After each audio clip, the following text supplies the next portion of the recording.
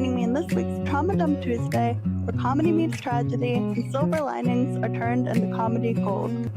I'm your host, Priscilla Goose. In this week's Trauma Dump report, former Arcadia, California Mayor Eileen Wang pleads guilty to being an unregistered agent of the Chinese government, which explains why I've suddenly developed an affinity towards Winnie the Pooh.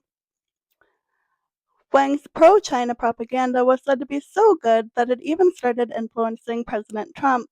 Let's take a look. You and I have known each other now for a long time. In fact, the longest relationship of our two countries that any president has had. And that's, to me, an honor. China, who is famously criticized for its stringent restrictions on free speech and the media, argues that it merely seeks to serve the public's best interest.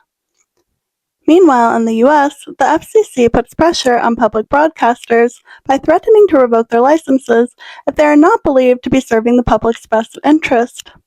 Sound familiar? A rule after a foreign communist dictator's own heart.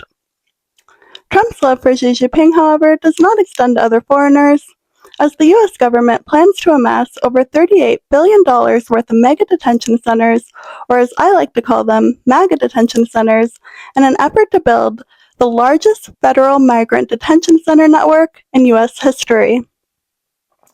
Trump describes it as huge, and the biggest he's ever seen. And when he was done describing Xi Jinping's penis, he also raved about his mass deportation plan. ICE prisons are huge, with a huge number of illnesses and a huge number of deaths backed by a huge number of taxpayer dollars. As always, remember to fuck the system before it fucks you. I've been your host, Priscilla Goose. Thank you for joining me for the second episode of Trauma Dump Tuesday.